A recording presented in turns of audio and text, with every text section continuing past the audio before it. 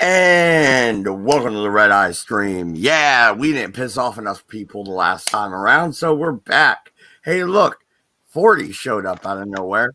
I don't know who woke this zombie up and dragged him to his computer desk, but he is actually alive. That's right. 40 ounce lives. And we were talking about food before we went live. I went live for a purpose. Pretty simple. Have you ever had this shit happen, Farty? It's bullshit, right? So, like, my wife will go, "What do you want for dinner?" I go, what about pizza?" Right? Because we were talking about pizza. "What about pizza?" "No, I don't want pizza." "Okay. What about Chinese food?"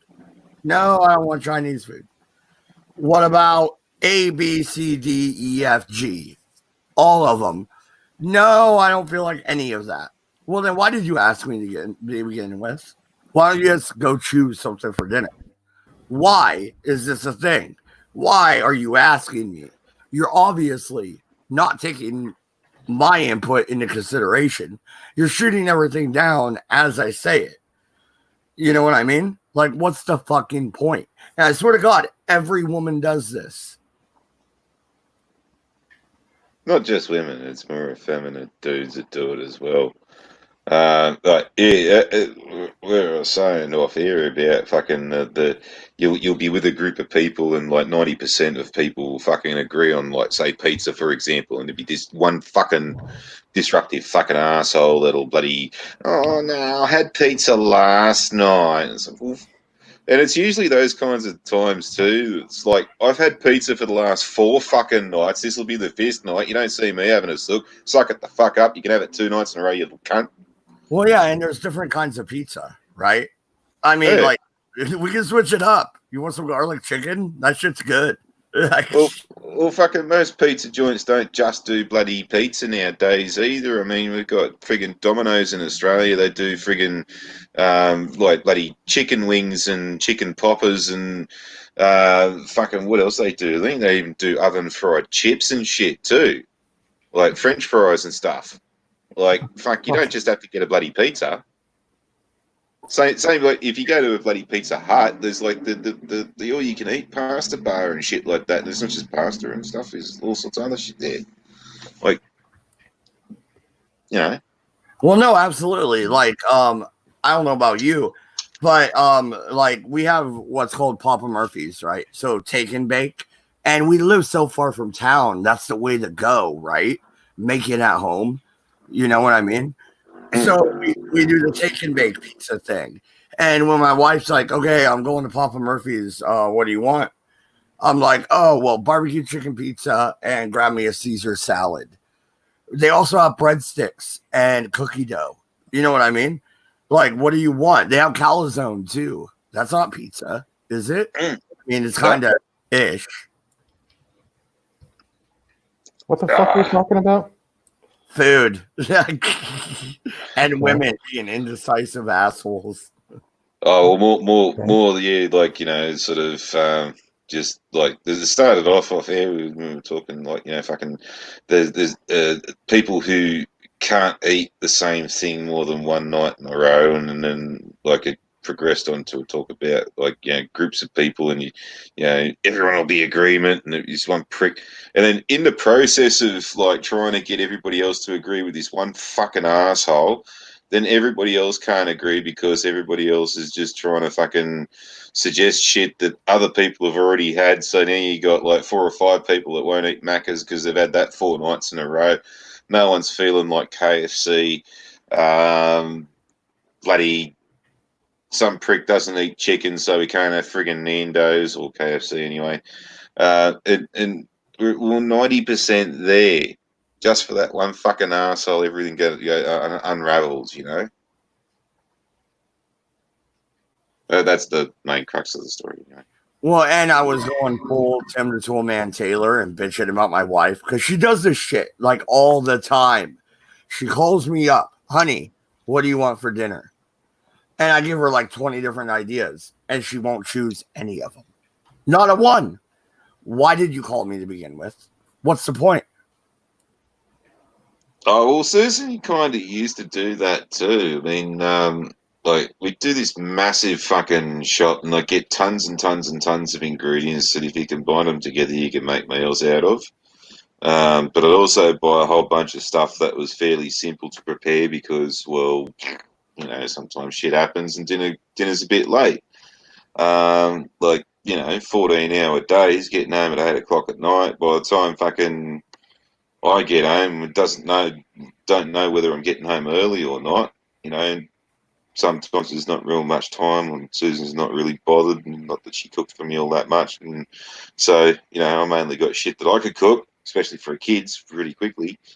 And it get from like the stuff that was easy to prepare to all like, you know, tins and packages and things that if you combined them together, you'd make a really decent meal. And you just look at the pantry, which is like 3/4 full of stuff, ingredients and stuff. It's like, there's nothing to fucking eat in the place. And there's fucking tons. And several times I've had to actually pull shit out of the pantry. And here's the next 14 days worth of bloody food. What's fucking wrong with your woman?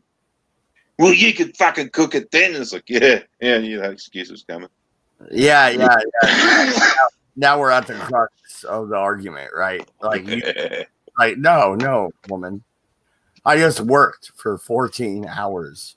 You cook. You know what I mean? You sat home, ate bonbons, and watched fucking Home Improvement, since we're going with that theme. I was going to stay married with children, but you know. Well, I started fucking her up, right? Because across the road from Iplex Pipelines in a suburb called Chipping Norton, which is a little bit south of Sydney. Oh, pardon me.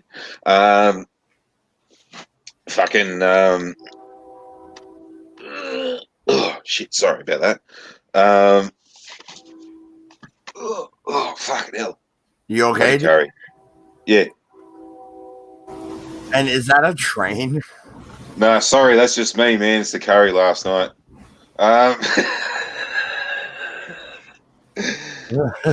Fuck, where was I? Oh, that's right. Yeah. Across the road from Iplex Pipelines in Chipping Norton, there's like this gigantic fucking truck stop, and there's a weighbridge a public weighbridge that you can check yourself before you go anywhere near the fucking RTA or anything like that. And right next to that, there's a little petrol bowsers, like you get diesel, high flow diesel, and there's a little fucking truck stop thingy. And two little Lebo Sheilas have worked in there and made real nice hamburgers. So I was getting fucking something to eat on the way home. And started doing that and get home. Oh, I'm not hungry. Oh, what happened? I got something to eat on the way home. Like, oh, what are my kids going to do? And I was like, fuck you, fine. You should have thought about that. I'm not hungry. I'm not cooking anything. Have you heard of this thing called, I don't know, chicken nuggets or Hot Pockets? American. Fish fingers. They're awesome. Fish fingers. Oh, fish sticks? Yeah. That's right. Are you a gay fish, 40? Do you like fish sticks? No, I like fish fingers. I like fish toes. But no, I mean, I don't know. I just wanted to go off on a tangent about the fact that, like, my wife does this at least 3 times a week. What do you want for dinner? And I already know. I mean, there's no reason in even responding, but for some reason I still do. I don't know. You know what I mean? Like, I know better. Like, oh, well, speaking of fucking silly fucking shit women do and the whole fucking counter argument to there's no excuse to hit or abuse a woman or a bully or whatever the fuck. And that I keep saying that every time they say there's no excuse to abuse a certain demographic, it's always usually the certain demographic that's got every fucking excuse, like bank workers who think that they got the moral high ground working for a company that rips off little old ladies. You know, fucking, we kick the shit out of fucking burglars for doing that kind of shit, but we can't abuse bank staff. Oh, why the fuck not? So when they say that, like, you know, when women get, assaulted and all this kind of shit, that there's never any circumstance when they're asking for it. I produced to you exhibit number 4976, which is Brie fucking Larson, who had a cry about cunts on the fucking internet talking shit about her over the last couple of movies that she did. So what she do? Joins bloody YouTube and doesn't turn off the comment section. So how long is it going to be before she starts bleating about the bullying and then turns off the comment section because she can't stand everyone calling her a vapid flat ass cunt? Well, no, and okay, it's kind of she's literally asking for it, man. Well, there's kind of two sides to this coin, right? Because most of the people that I've heard that have argued, that sometimes women deserve it, they usually argue that it's because they put themselves in a man's place, i.e., they hit the man first and started it. Most of these people making the argument are women, but then those same women, if they started a fight and you actually punched them in the nose, they'd call the cops first. I mean, it's really interesting. Well, I find it's also interesting too that a lot of these Sheilas that have been protesting about women's rights and domestic violence and all this kind of stuff are really narky friggin' diesel dykes who either have never been with a bloke to begin with, so how can they be fucking abused and stuff by blokes, or a real fucking narky fucking Karens who act like they should cop a fucking smack in their head for being such narky little fuckers anyways. Like at the beginning of the year, we had the big bushfire. Some dirty, great fucking diesel dyke got on TV and said that like all the Sheilas who are married and going out with firefighters have got to watch out that when these firefighters come off the fire ground, typically all they do is they come home and beat up their fucking wives. Now, I don't know about most other women, but I can sure see where she'd probably assume that most men are abusive, because I can very much see where a lot of blokes would now want to punch her in the fucking head when they see her now for saying something that fucking insulting. So, yeah, just in her little own reality, yeah, sure, all men are assholes who beat the fuck out of women because she's a cunt who likes to piss off fucking big nasty blokes. Unfortunately for her, if she'd stopped being a fuckwit about it, she'd live like every other woman and probably been treated like a human being and find that the world's a much nicer place. So, yeah, sometimes they do bring it on themselves. Like, don't abuse firefighters in the middle of a fucking national disaster, you fucking stupid slag.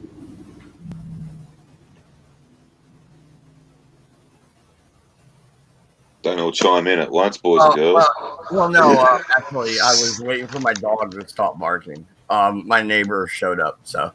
But no, I totally understand. And it's like the first one to speak out and go, yeah, she put herself in a man's position, is also the first one to put herself in a man's position. You know what I mean? What, like empathize with the male, or what do you mean? Okay, so like, a woman will argue that, yeah, you can hit back if the woman starts to fight, right? And then 2 weeks down the road, they start a fight with you and get hit, and then call the cops. You know what I mean? Like, well, no, I think a lot of the women that say that don't start fights with men because they can actually empathize with the fact that there are men in abusive relationships. It's something like fucking, what was it, like fucking 40 to 45% of domestic abusers are women. So there are women that empathize with that. They won't push the bounds physically with a male because they understand the position that puts them in. Speaking of domestic violence, yeah, Matt Barkley brought it up in the chat, and my neighbor just brought it up. Yeah, there's a riot at Mount Rushmore right now. Police are deployed. Yeah. I'd laugh if they're all protesting fucking Team America and they're hidden base behind the fucking faces. It's like, it's only a movie, you fucking idiots. God damn. Well, we all know why they're actually there.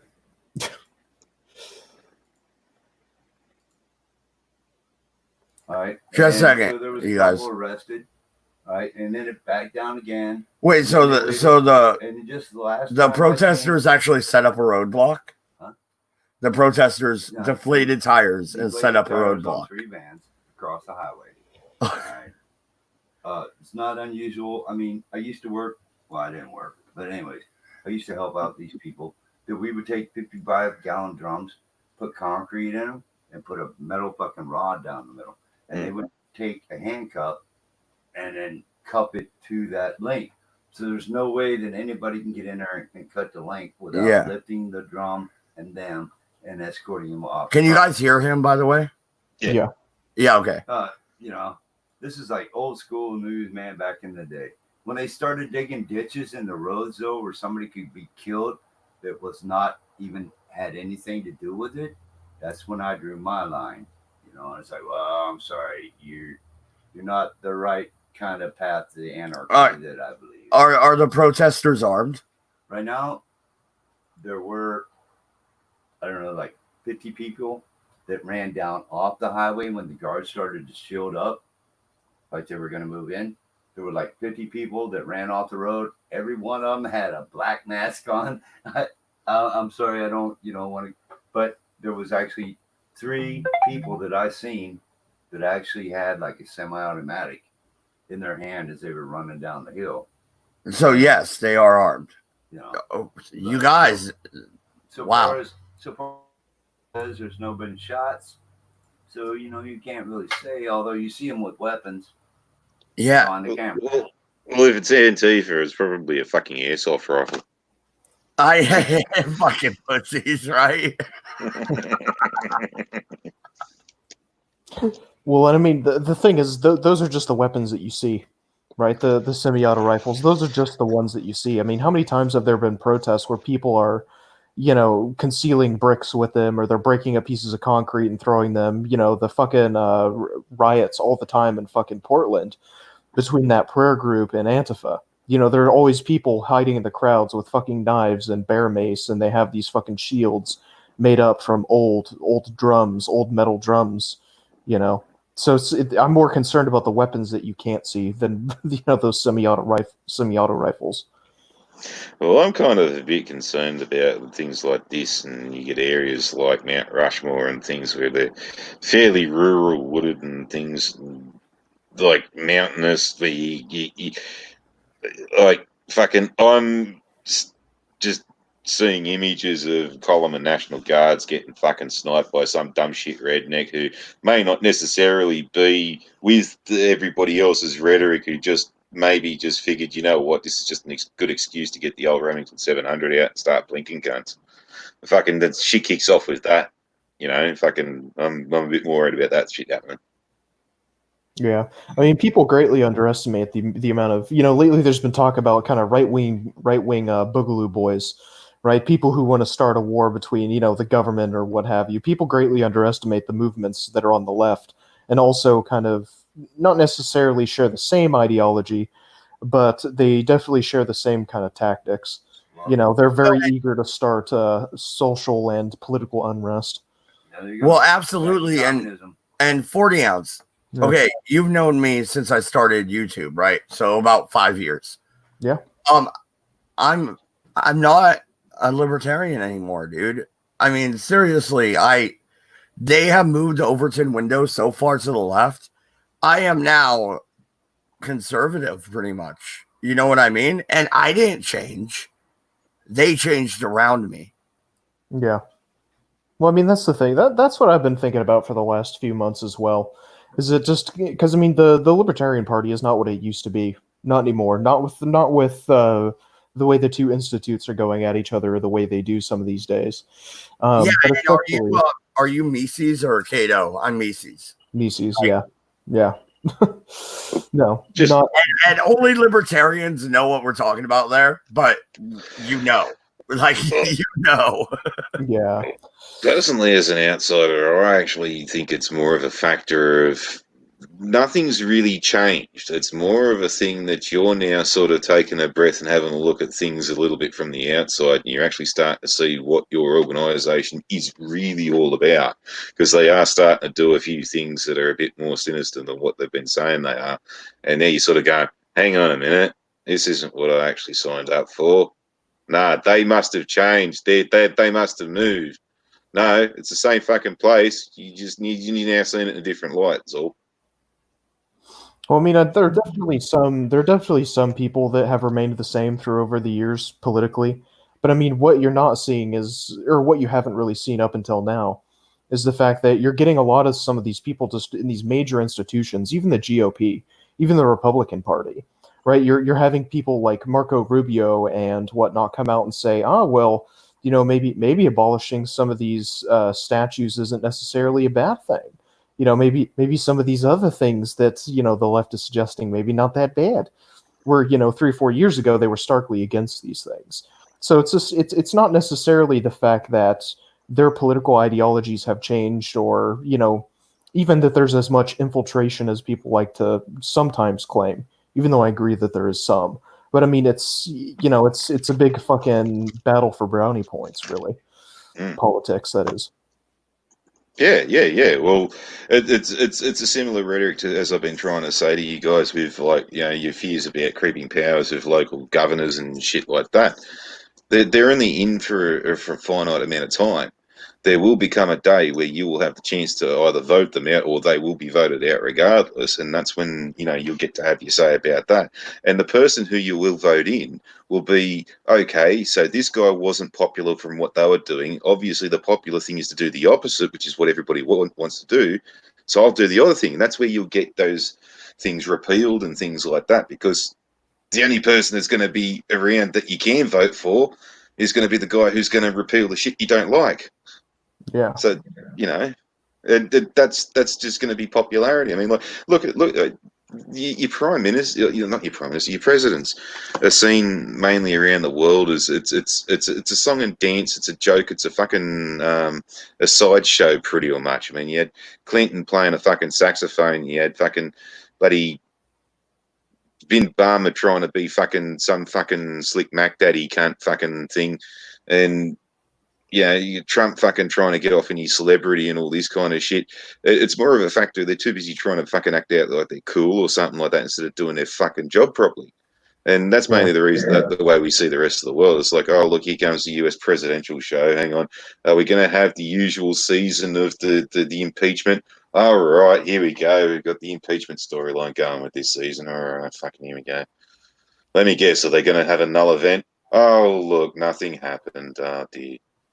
Yeah. No, well, Jason and Freddie are going to fight in the next season again. Yeah.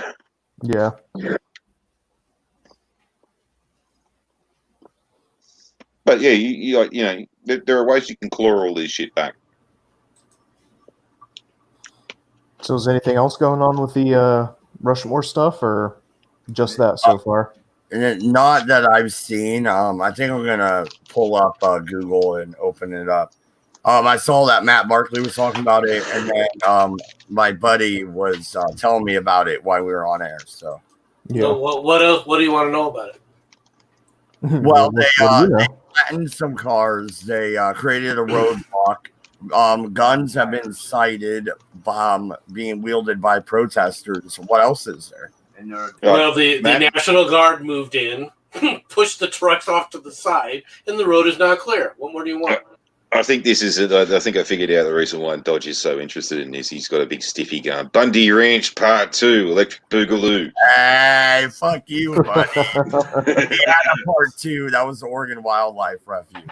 Okay? And we won that fight in court. Thank you very much. Oh, well, then this will be bloody Bundy Ranch Part 3, Yippity fucking D.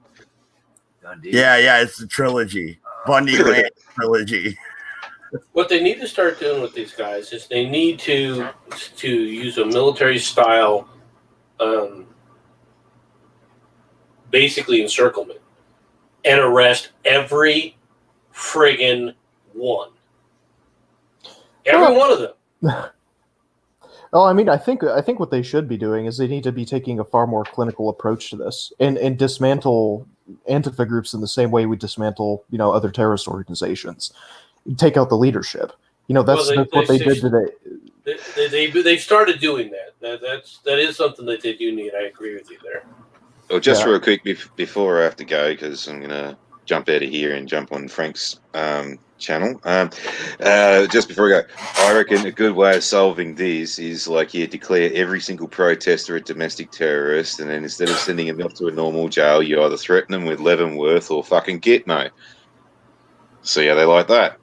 Anyway, I gotta love yous and leave yous. Turtle Pip, see you later. Later, Farty. See ya. No, you need to go in there and go back to the old style paddy wagons.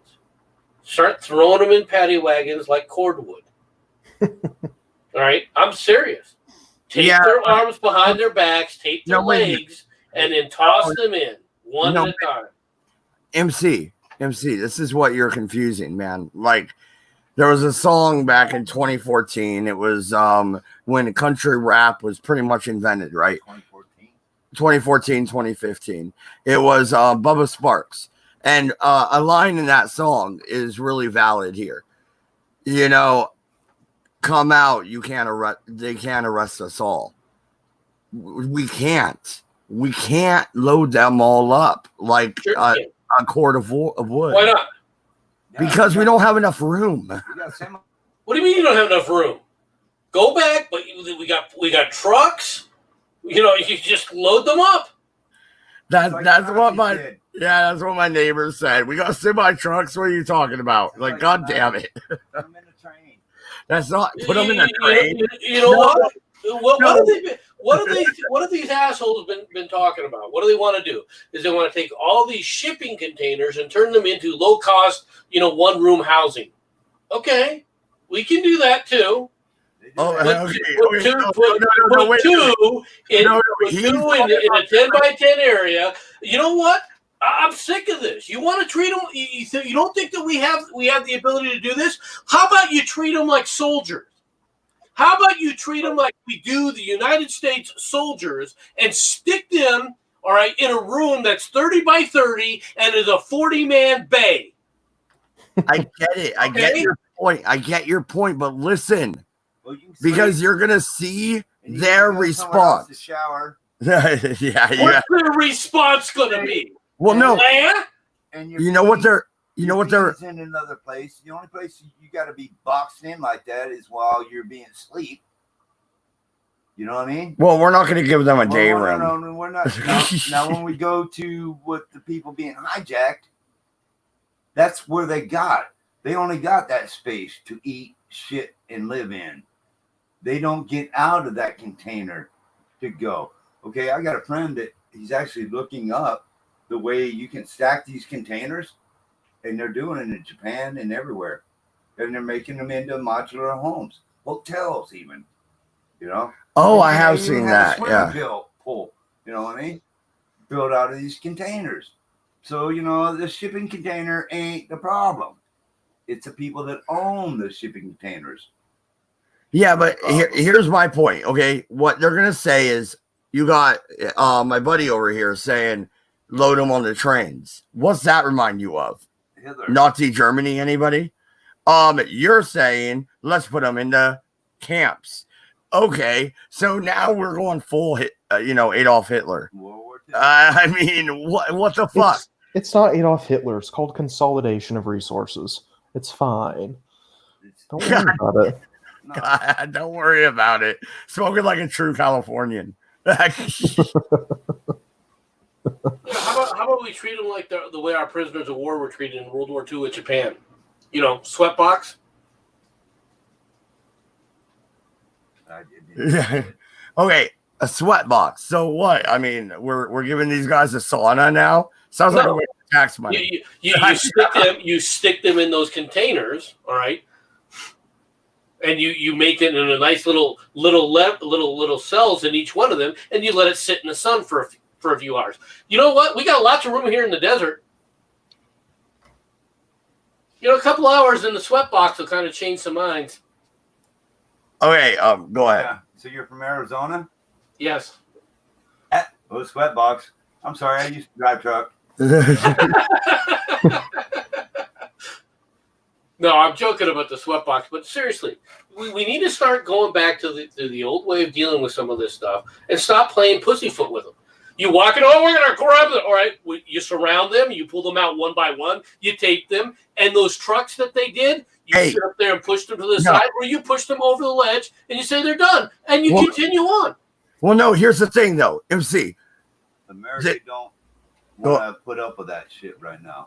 No, we don't want to put up with it. You've pushed us into a corner. I mean, we're still going through the fucking heartbreak headache over taking over the indigenous people, like the Indian that's like part of my blood, you know. And then even the fucking Negro situation, we're apologizing for bringing these black boys over here and making them bigger and stronger than they would ever be in Africa. Jesus Christ! Wow, that's base. I didn't know that was gonna happen. So basically, you're going down the Jimmy the Greek road, where basically we bred them to be that way. Is that what you're trying to say? Oh no, not at all. No. Hey, the pretty girls got laid, the ugly ones weak, you know. But, the majority of the black slave owners of the United States of America today have black offspring, at least partial.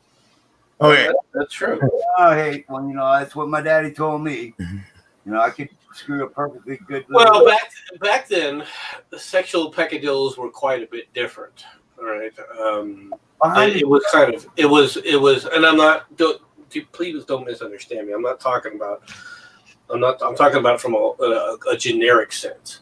Okay, the ideas of having sex, the way we look at it, from which to an extent comes from our Puritan, you know, the Puritan style, but it also was always something that was overlooked.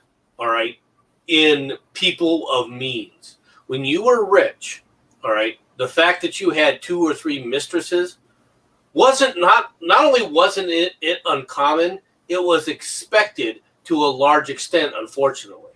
And that carried on, that mentality carried on all the way into about the 1930s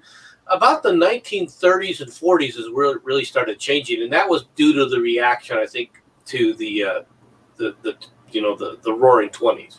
Where they said, you know what, this stuff's out of control. I want to try. Okay, I'm going to get this back on the rails a little bit. We're going to veer back to the left. Yeah, back on the rails. Okay, so here's the thing, though. When it comes to the protests at Mount Rushmore, first off, why are you protesting at Mount Rushmore? If you want to make a bigger statement and maybe get the media more on your side, you would do that at the mountain with Robert E. Lee on it. Okay. Well, you want that story? I can show you that story. Yeah, I know they're there too, but not to this extent. But the thing is, they're okay. They're perfectly fine. What did we hear about the Bundys? You guys brought them up first. What did we hear about them? They violently occupied a wildlife refuge in Oregon. That's what you heard. You know what happened? They showed up at an empty building and sat in it. What the fuck? You know what I mean? You know what you hear for the left right now? They are peacefully protesting. You know what they're actually doing? Burning down entire cities.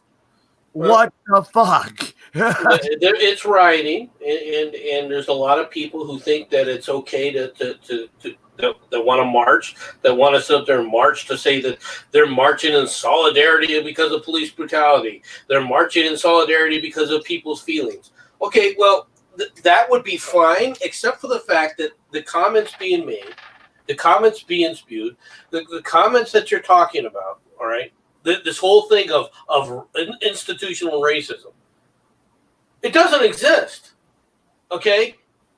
Oh, there hasn't been any progress in race relations. What the hell are you talking about? You know, these people, they think that they themselves are looking for the civil rights of the 60s, all right? And they don't even understand what the 60s was about and who was on their side and who was actually looking out for civil rights. You cannot compare, all right? The idea that people are like, well, there's too much police brutality. There's just too much of it. Okay, what do you consider police brutality? Because I guarantee you 30 years ago, 40 years ago, 100 years ago especially, they would laugh in your face. We've become so freaking wussified. Oh, these restraints, it was too tight on me. Big complaint from Tim Pool when he was arrested. All these restraints are cutting off my circulation. All right. 100 years ago, they laughed in his face. They would have kicked him and freaking said, get your ass, and literally kicked him, get your ass over there. Oh, you left a bruise. Yeah, I got bruised. Bruised? Are you dead? Nope, then you're fine. Broken bones? No. Okay, then there's nothing wrong with you. That's the way it used to be. There used to be that once you resisted arrest, once you stepped over that line and you resisted arrest, well, then it's up to the police to decide when the beatings stop. Okay? That's why you could argue about it shouldn't be that way. You can say that we don't need to have it that way. All right. You heard me in your head, didn't you? I face palmed right there. I'm like, when the beatings stop, holy shit. You think it was a joke back then? Oh no, I was on the hood of a car. Yeah, well, I've had the cops slam my face onto a hood of a police. Did you consider it police brutality? No, I considered it a bad day. Okay. The police, it used to be that if you resisted arrest or you tried to run away, right? If you fled the police, they had the right to shoot you. No questions asked. If you were running away from the police and they shot you in the back, well, I guess you shouldn't have ran away, should you? Nowadays, you got too many people who think that, well, it's okay to resist arrest. I don't have to listen to the police. I don't have to obey when a police order gives me an order. I don't have to obey it. You're right. You're a human being. You don't have to obey it. But the consequences are you're going to be beaten. It's a simple freaking rule. Now, do bad things and tragedies happen when the police are involved and somebody's got a gun drawn? Yeah. Are there bad cops that abuse their authority? Yeah. But they are the exceptions, not the rules. And is it racial today? I'm not talking the 60s. Is it racial today? No.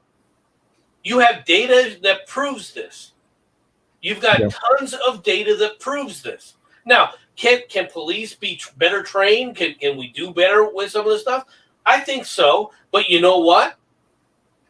In order to do that, you don't defund the police. You've got to give them more training and resources. When the first training you're going to have to give them is you're going to have to expand a police academy from we're going to give you training for a month to we're going to give you a training, a scheduled training that's going to go along the lines of 3 to 4 months. That's going to be your police training before you even go out on the beat. But in order to do that, the cost of doing that is excessive. Why? Because when you bring in these police officers and you're going to give them this much training, well, first thing is how long are they going to be police officers before somebody else tries to snatch them up? Number one. And number two is are they actually going to make it through that 3-month or 6-month training regime, right? The problem with police right now, the only thing that they're training police officers right now in their 1-month little doohickey is basically to break them into shape. That's it.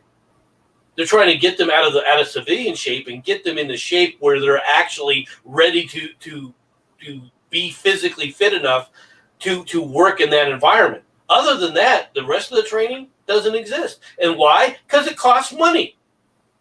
And everybody keeps talking about how they want to cut the police force and they want to cut this money. Okay, so the very thing that you don't want to happen, brutalize police without any kind of standards, without being any kind of training, you're going to ensure that by defunding the police. Well done. Yeah.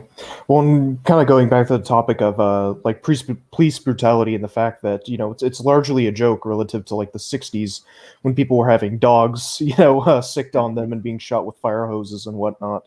I mean, you have to understand that, you know, think about the past 20 or 30 some odd years when people have come out and said, okay, well, we need like racial diversity training and we need, you know, anti-racial profiling things done with the police, and they have to take all these classes, and going through the academy they have to go through all these, you know, courses where you can't discriminate against this people and you have to be empathetic and this is how you blah blah blah blah, right? And so look at all the programs that are relatively similar to that have been instituted over, you know, just a short period of 30 years, right? And then fucking come back to me and tell me how police are brutalizing people, because you don't see that anymore. Look at the way that they're treating some of the looters and the protesters. I mean, what do they get? Like some cans of tear gas. The police shoot tear gas at them, and then, you know, the protesters just pick it back up and throw it back at them. You know, there's relatively little being done in accordance with the actions that some of these people are going out and doing. Well, they wanted to raise these actions, and now what they're doing is they're stopping cars and shooting people that are in cars. Yeah. All right, and that's the reality. This woman that they just recently charged, okay, if you look at the entire incident, that incident was escalated. All right, she wasn't a Karen. That incident was escalated where she felt she needed to pull a gun to get these people back because she needed to defend herself. Because these people were basically at the point where they were threatening them. Now, to be honest, at that point, I would have said, look, I thought the threat was real, and I shot 3 or 4 of them. That's really, when you threaten somebody, when you say, I'm going to beat your ass, right there, you're telling me you're going to try and kill me, as far as I'm concerned. Why? Because that happens. People get beaten to death. The guy got dragged and kicked out there in Antifa land and ended up dead because they kicked him in the head. Why wouldn't you believe when there's a bunch of people making these kind of threats to you that you don't take it seriously? Why should I sit up there and go, oh, no, I just had to assume that they weren't being serious? Just like that idiot, all right, that Harvard graduate that's so superior, and she was going to, and she just felt that, you know, if you tell me that white lives matter or all lives matter, I'm going to cut you. I'm going to stab you in the neck, and then I'm going to cut myself and show you my paper cut and notice the difference. All right, and then she's upset because she got fired. Why? Because she doesn't even recognize the situation that we live within, and it's because people tell them you can do things. In my case, you know, Mitch is talking about how he was charged with resisting an arrest and obstruction of justice. All right, yeah, you can be charged. I was polite and I wouldn't let it go. You could not let it go, or you could have observed your rights and not said a freaking word, Mitch. All right, you know you have the right to remain silent. Okay, so he charged you, yeah. People get charged with things all the time that they don't actually get prosecuted for. Now, I'm not saying that you're right, MC. People do. Like 2 more days, buddy. If I don't get a letter in 2 days, which I think 2 days is Sunday, which means I'm not going to get a letter, scot-free.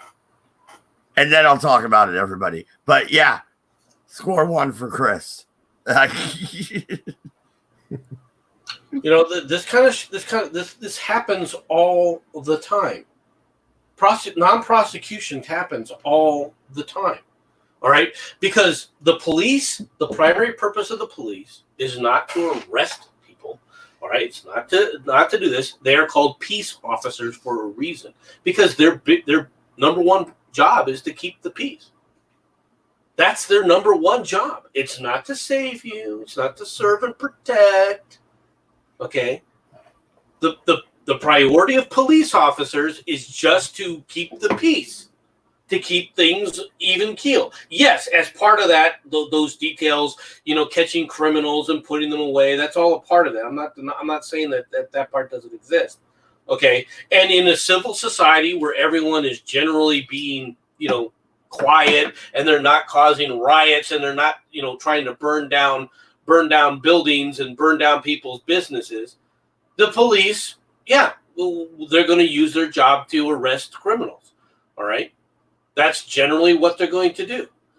But as you've seen, things have become more and more and more violent. Why? Because there are people out there that keep coming back with commentary going, oh, the police were doing this. The police were doing that. Well, look at George Floyd. George Floyd was murdered.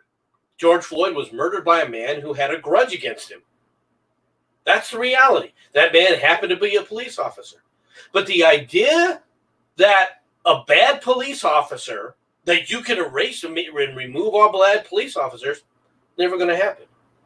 I hear what Mitch is saying. We need higher standards for police. Sure. But why are the police standards so low now? Especially in these urban communities. Because people started screaming about diversity training. Diversity was far more important to them. Instead of saying, well, why isn't your community living up to these standards? Why aren't you raising the standards within your community? Their thing was, well, if you lower the standards, then more of this minority community can participate. You gonna say something for you? No, go on. All right. And I'm not trying to. I think that's one of the problems. The idea that diversity became the important thing. The idea that the identity became important. I heard a comment today that doesn't surprise me, but my reaction is completely different than the person who was explaining, which is he used to go around and tell people that he sees the person, he doesn't see the color. He doesn't see them as a black person, he sees them as a person, right? And the person responded to him saying, well, then you're not seeing me. You're telling me that I don't exist. When you say something like that, my identity is my skin color. My identity, I've wrapped my identity around what I look like. Okay? That's a problem. We used to have in our society that you didn't worry about what somebody looked like.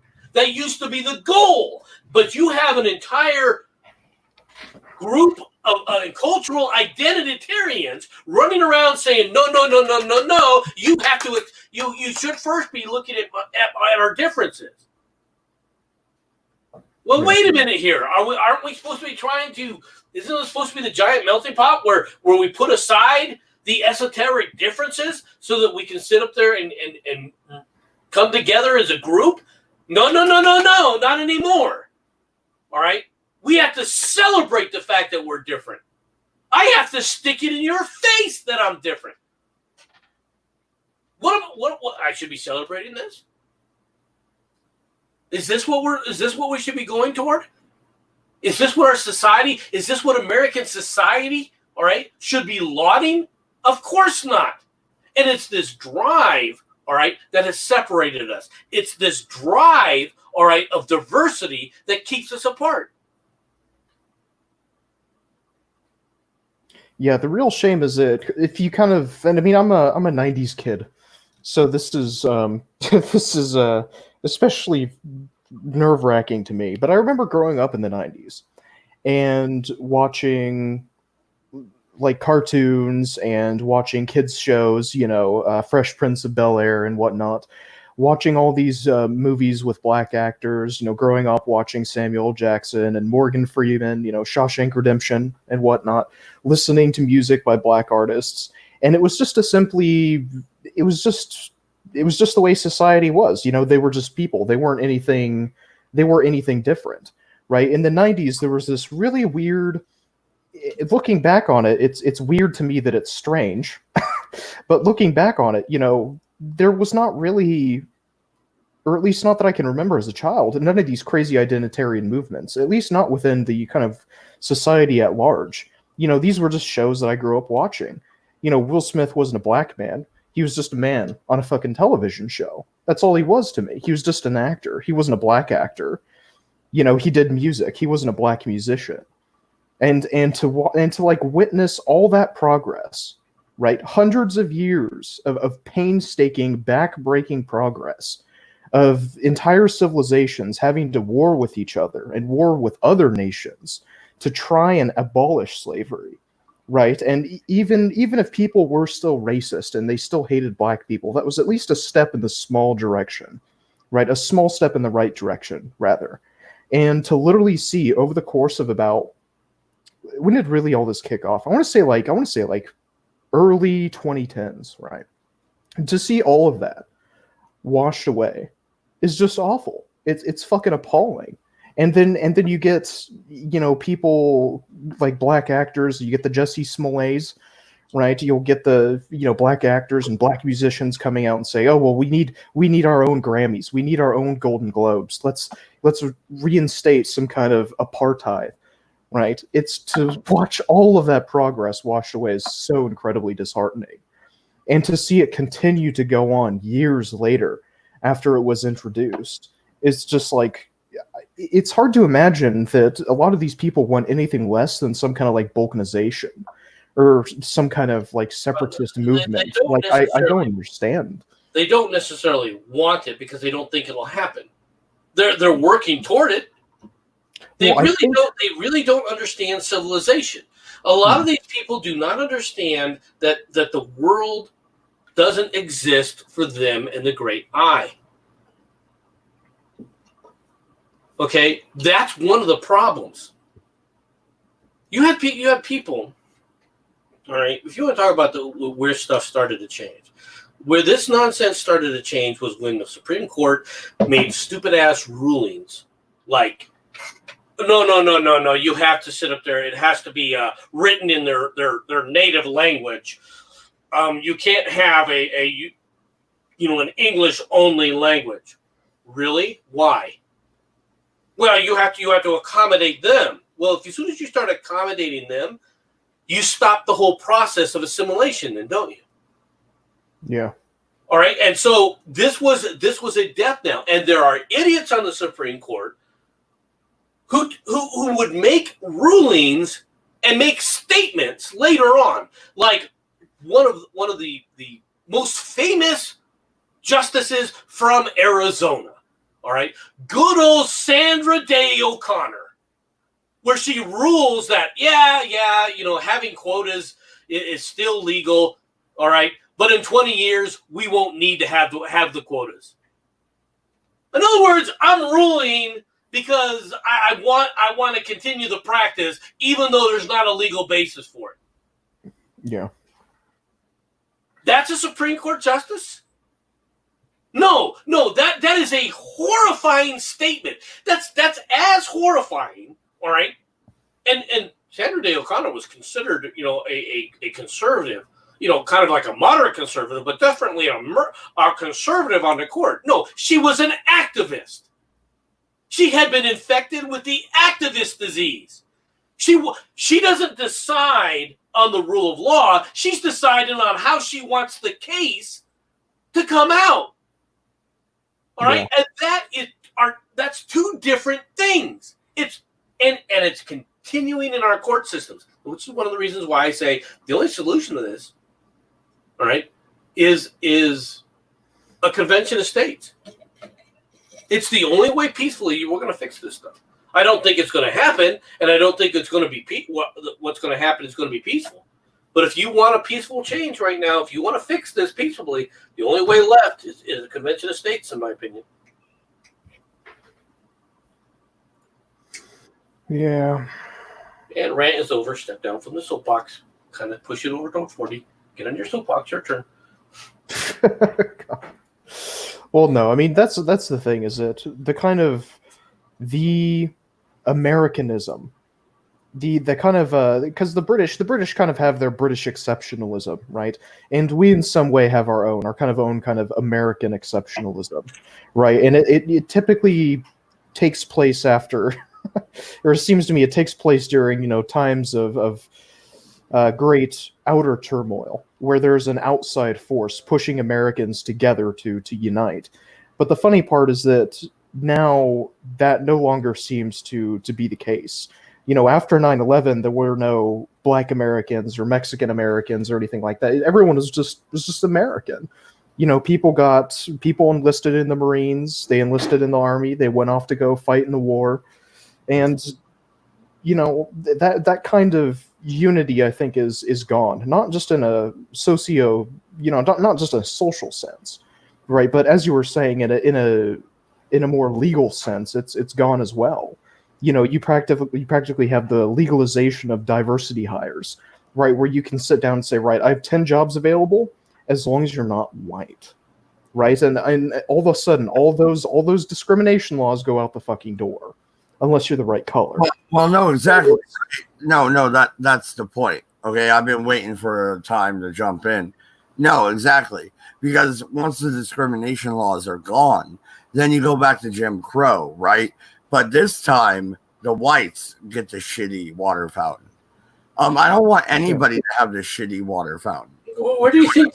Where do you think that's going to happen? That's not going to happen that way. The idea that somehow the quote unquote white population is going to take it on the chin. All right, that's not what will happen. They're washing their feet. You had a guy who was trying to follow, as he saw it, his Christian mandate. Do I think it was foolish? Yeah. All right, but that's what he was seeing as an individual, all right, following his Christian mandate. If people want to do their own thing, you've got to let people have the freedom to do their own thing. All right, that's not going to come out into some kind of, or branch out into, or where whites are going to be exterminated from the country. There's going to be we're going to be washing each other's feet. It's going to be a race war. People are going to be dead. Yeah, I mean, well, one of the problems is that it's so funny because, I mean, I'm sure MC will disagree with me quite vociferously, but what's very funny is that I think America is very much like Yugoslavia, kind of just before Tito ended up getting yeeted, right? You have so many different religious groups in the United States. You have so many different racial groups in the United States that if people were to start balkanizing, if the United States were to start breaking apart, you would genuinely find race wars. You would genuinely find, religious wars, religious conflicts in the United States. And I have a feeling that, especially that's why like the threat of places like Texas or California threatening to leave the Union, that's why that worries me quite a bit, is because if it's almost like a snowball effect in some manner. I mean, if California does hypothetically leave because Trump bad, how many other states are going to follow their lead? And, is the military going to say, okay, well, this is an unjust leaving of the Union, time to declare war, boys? There's too many. No. Okay, first off, secession is never been challenged in the courts. Therefore, I would argue it is legal. MC will disagree with me, which is why I worded it that way. It was settled through force of arms. It was not settled through the courts. Because you would lose. There's a reason Yeah. to go to the courts, because you would lose. No. Then why did they pardon Jefferson Davis? Because they're trying to recover the country together. I disagree. I think they would have hanged him for a traitor if they could. And what would the result have been? How could the country come together if you're going to do this kind of stuff? You got to understand it. After the war was over, the country didn't come together for 60 fucking years. Why do you think it came together a lot faster than that? Right now. Wait a minute. No, fuck this. Okay? Cut through the bullshit. Why do you think race relations are so bad in America right now when they're not anywhere fucking else? Why? Because of the war between the states. That's why. That's not construction. That's not why. It has nothing to do with that's not the reason why we're having the problems with it today.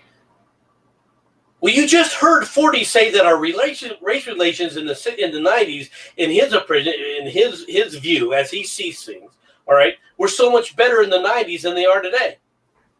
Well, why? Well, then what the hell happened? That had nothing to do with Reconstruction. What's happening right now has absolutely nothing to do with the Confederacy or the Civil War. It has everything to do with Marxism. Exactly, Bobby B. It's an entire different environment. And you want to fight the Confederacy War again when that's not the problem right now. Okay, no, what I'm saying is the root cause of this systemic racism that they're talking about comes from the Reconstruction. It doesn't exist. It's into the Marxist. No, it doesn't exist, though. The idea that the systemic racism exists is nonsense. Okay? Yes, but they believe it. They believe it because they are being told to believe it by Marxists. Okay? It wouldn't matter if there was why do they believe the same shit in frickin' Britain? Oh, it's a systemic racism in Britain. They would come up. They didn't have a civil war. They didn't have Reconstruction. It doesn't matter. It's not real. All right, Reconstruction is just the excuse that they're using right now. That there's not a Reconstruction and it didn't exist. You know what?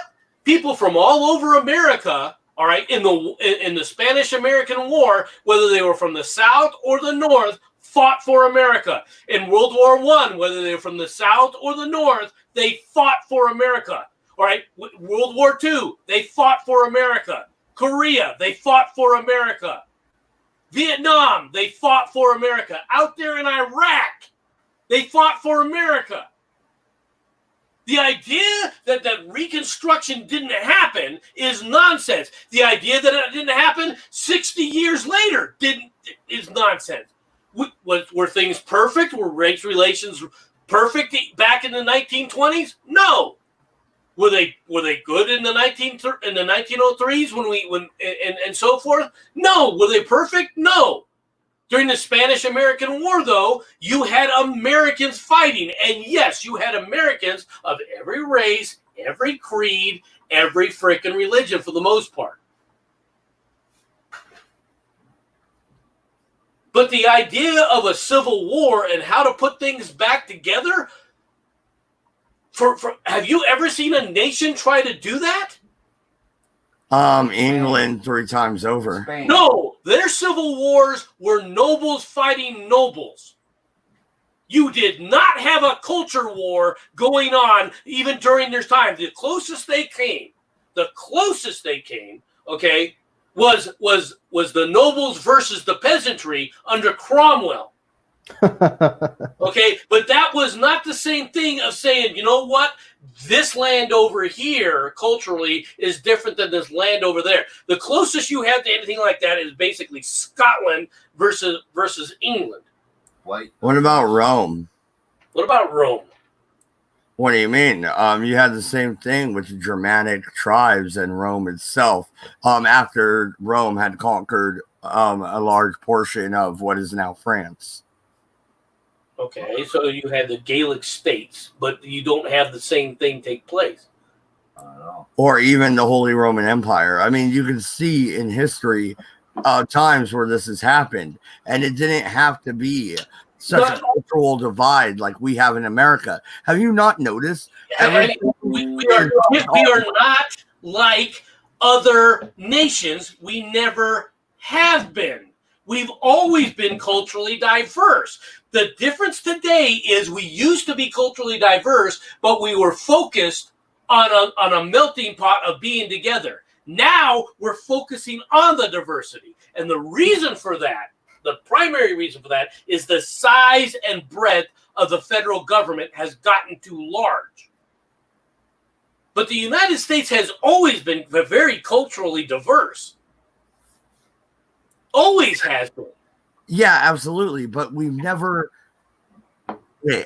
other countries as well as us never went to the extent that we are really now, to where it is so divided. The people that ended segregation want segregation. This is What do horseshoe. you mean the people who ended segregation want segregation? Oh. What are you talking about?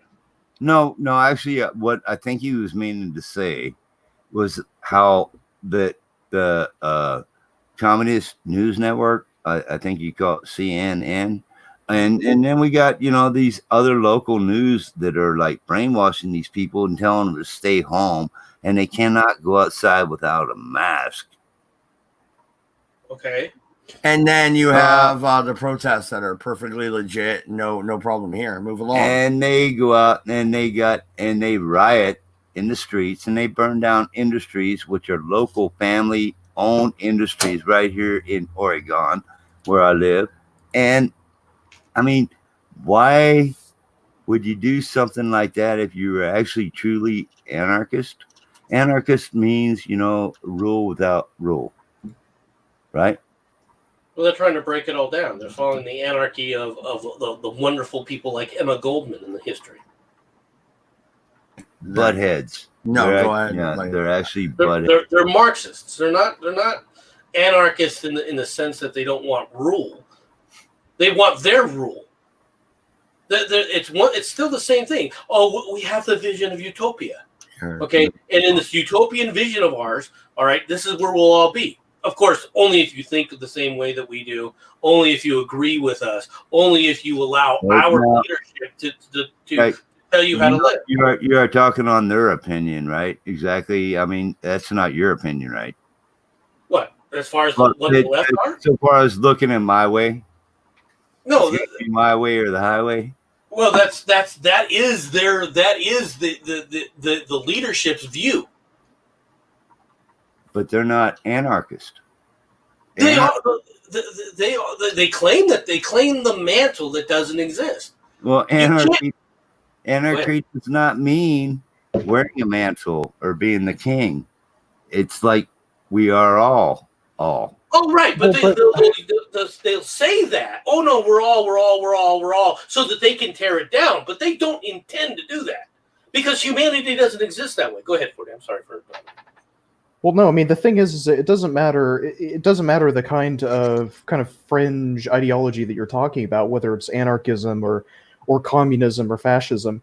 Everyone has their own kind of ideal utopia. The matter of how it's instituted in reality. And when you take anarchism by the actual fucking scruff and implement it, what do you get? You don't get actual anarchy. You get fucking Raz, the fucking SoundCloud rapper, walking around the streets with this fucking AR-15. And beating the shit out of people because they dared spray paint a building. Yeah, you do have a point there. Like that was some ridiculous bullshit in the Seattle autonomous zone.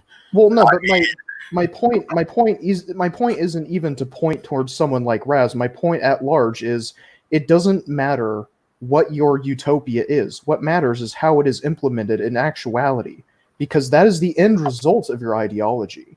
It doesn't matter how great people say communism is. What communism is in reality is an entirely different matter than what it is hypothetically. You can come up with all kinds of, fanciness and niceties, and you can change the definitions of words all you want. And you can come up with all kinds of weird reverse think that you want. But how you actually implement an ideology is entirely fucking different. And when these ideologies are implemented, thousands of people suffer. Look at all the businesses that were fucking destroyed in Chaz. Yeah, exactly. And okay, looking at the chat, Matt Barkley has a hot take here. I'm not saying we need an ethno state, but yeah, different races are different. Okay, fair enough. What you do is you do like a D&D campaign. You complement each other. You don't need to tear each other down. You help each other up, right? I mean, come on. That would work. Well, but the thing is though, let's harken back to the 90s.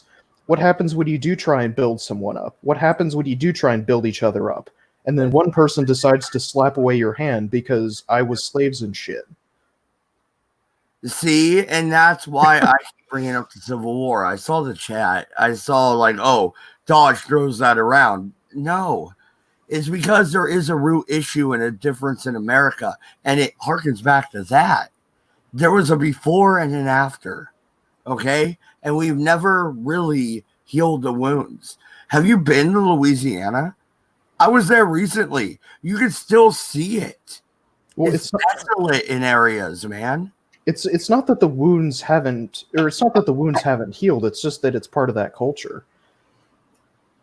Louisiana is a different culture than here in Arizona, and Arizona is a different culture than what you have in Omaha, Nebraska, or New York, or Boston, or anywhere else. All right. Culturally, the United States has never been a homogenous society. This is one of the problems when people start trying to compare us, all right, to other nations. We're not a homogenous nation because we've never been culturally homogenous. What people have never understood, okay, is that when you had areas like Maryland, okay, Maryland when it was settled, okay, was settled by a group of people who were largely Catholic. All right, it was one of the few states that was majority Catholic when the Union was founded. Okay, if you take a look at the Southern Baptists, there's a reason that they talk about Southern Baptists versus Baptists or Lutherans or whatever dynamics that you deal with from the north in the northern communities. All right, in the areas like Boston, in the areas like New York, versus what you had down in the south. They were completely different. The cultures were different. The lifestyles were different. Now, that didn't matter if you were all pulling to a say, okay, we've got a generic goal here to work together. But we've never been a homogenous society. Okay, we were in many ways we're similar, although a lot broader, all right, to Greek city-states. Yeah. All right. Now we weren't as warlike as the Greek city-states. This is something else that's different. And we've always been, for the most part, until fairly recently, always dealing with external threats.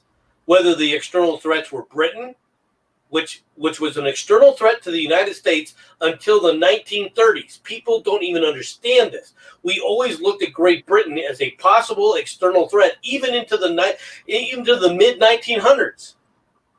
So much so that we had plans militarily to counter them. Yeah, exactly. All right. We've also had the external threat of Mexico. Mexico became a major external threat, which is why we've had a number of border incursions back and forth throughout history with Mexico, including into the 1900s.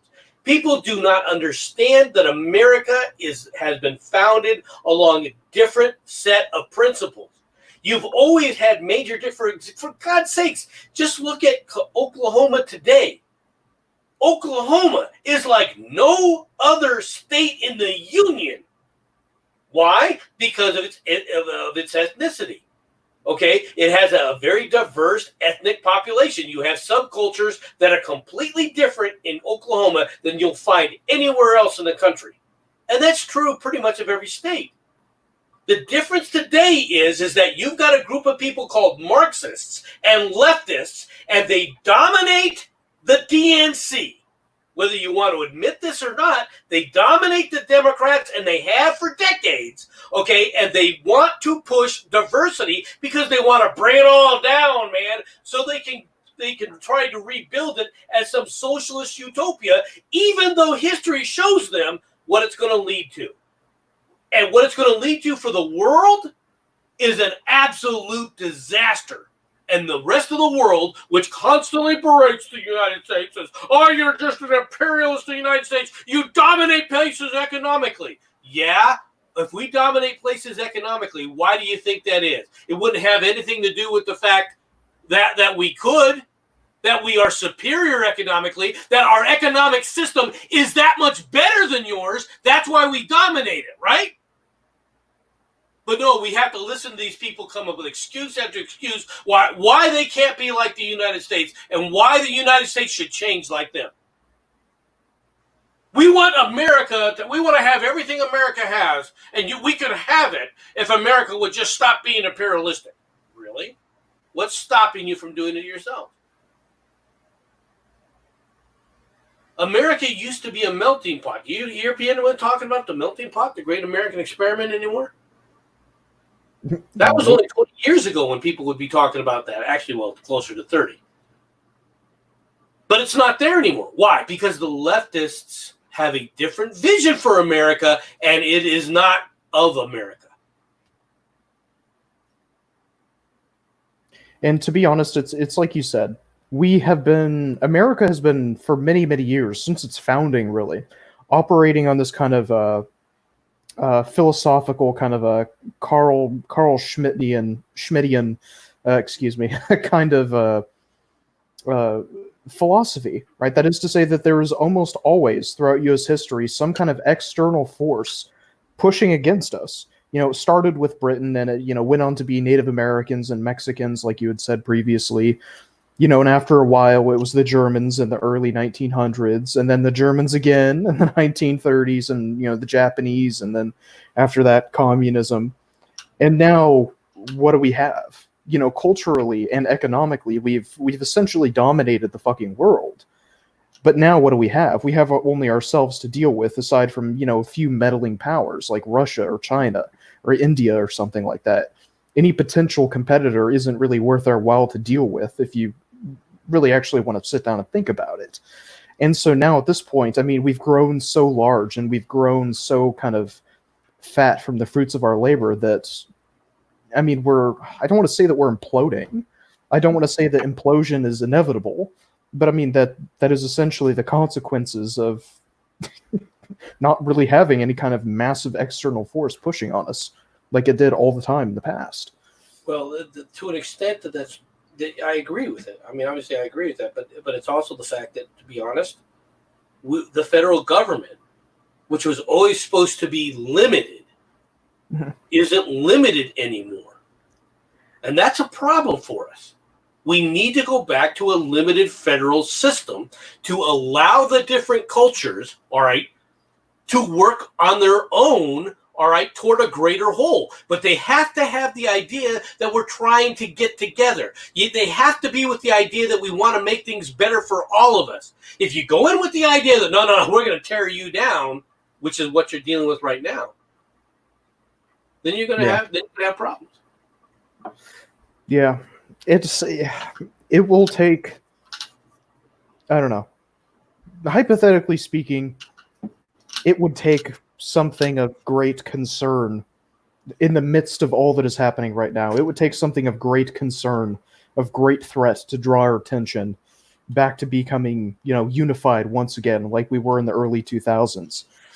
After the trade towers fell, after 9/11, that is a very defining moment in recent history that everyone can look back on and say that is a day that Americans were Americans. Americans weren't black or white or anything like that. That is a very defining moment. Thinking whitewashing on the left. Yeah.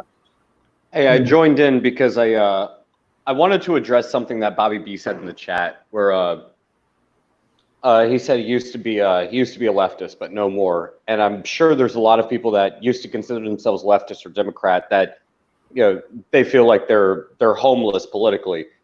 I want to make a point. I've said it before, but it's been a while since I brought this up. When it comes to when you call yourself a leftist or a liberal, that's one thing. What screwed you guys over is the progressive ideology, and it boils down to this. If you have an ideology where you're not allowed discrimination, you're not allowed to essentially have a vetting process, consider it like political open borders. If you're just blindly tolerant of every individual, regardless of what their goal is or what they might seek to do or what they stand for, what they espouse, we could talk about by any means necessary or Maxine Waters saying go out there and form a crowd. You inevitably open yourself up and your movement, whatever that might be, especially grassroots movements, you're inviting in those people who would seek to co-opt your movement and turn it into something that it was not originally supposed to be. In other words, you're inviting in the serial killer into your own home, And then suddenly people are now surprised, like, holy crap, why is my family dead? You invited in the people who seek to destroy you. That is stupid. Like, there's a reason that if I see somebody walking down the street who, has blood all over their shirt and they're holding a machete, I'm probably going to walk on the other side of the street. I might mind my own fucking business, but if they start running at me, bro, I'm going to run too. Why on earth would you invite someone like that into your house? That's what essentially happened to the left. You invited in the people who seek to destroy you, and it's not even the current Democratic Party. They're not the union Democrats anymore. They're not the business Democrats, which, in case I need to remind everyone, Trump was a Democrat for the majority of his fucking life. It's only until recently he started being branded as a fucking conservative. He was a Democrat. Like, what happened is that the Overton window shifted so far to the left that now you have people who can't even denounce rioting and looting and destruction of private and public property because they can't. They're not your union Democrats anymore. They're not your business Democrats. They're barely even your banking elitists at this point in time. The majority of them are Marxist and anarchists and everything else in between. They're not American, though. They burn the flag because they hate what this country stands for. The modern left is not pro-American at all. That ship has sailed. It sailed a long time ago, but it's just no one realized it. It took the election of President Donald J. Trump for people to actually realize what happened to this country was a slow burn and a slow shift of the Overton window so far to the Marxist, anarchist, progressive left that no one fucking noticed it until something like the internet happened, and then the media started to lose their control. And then, you know what? The bread and butter primary candidate, Hillary Clinton, it was her turn, suddenly fucking lost, and big tech couldn't come in fast enough to stop the fucking flow of information and actually wake people up to the fucking truth. And now you have things like the walk away movement. Why do you think that big tech censorship and YouTube and Facebook and Twitter are propping up mainstream media so much and censoring people left and right like it's fucking candy on Halloween? You're telling me that's a coincidence? You're telling me that all of this crap that's going on right now is a coincidence? No, it's not. Hey, none of this is a fucking coincidence. It is the last hurrah. It is the 11th hour. This is their last chance to fucking consolidate power. They are on their last leg. This is the only chance they have. It has always been a slow march to this. It always has been. It always was. It's just now people are waking up to it, and now they're fucking afraid about it because guess what? The sheep aren't necessarily asleep anymore, and they're not sitting in the fucking pen. That fucking terrifies them. Because if you fucking don't believe that the only people, and I don't care if you're on the left or the right, but if you don't think that these career politicians who collect a taxpayer-funded salary care about you, you're wrong. They don't care about you. They care about your vote. They care about your tax dollar. Do as you're told. Do not question authority. Sit back down, watch Fox News and CNN. Don't fucking question shit. Why do you think there is a push for censorship? Why do you think they hate the fact that Donald Trump only accepts $1 of his tax salary? Or what he should be accepting, $400,000, $420,000? They fucking chewed his ass out the second he said he was only going to accept $1. Meanwhile, Nancy Pelosi is over here refusing to let Congress convene and eating $13 per pint ice cream. Ice cream that you, the taxpayer, pay for. And they want you not to go to work. They don't care about protesters wearing fucking masks. But they're perfectly fine with, you going on fucking welfare or going on unemployment. There comes a certain point in time where you have to take a step back and connect the fucking dots and realize, 2 + 2 does not equal 5. How much more evidence do you need to realize this? Wake the fuck up. There's my rant for the day. I hope you guys enjoyed it. Good job. Oh, MC, you got a challenger. What are you going to do about that, buddy? Didn't let me rant. I was trying to push the stage to you.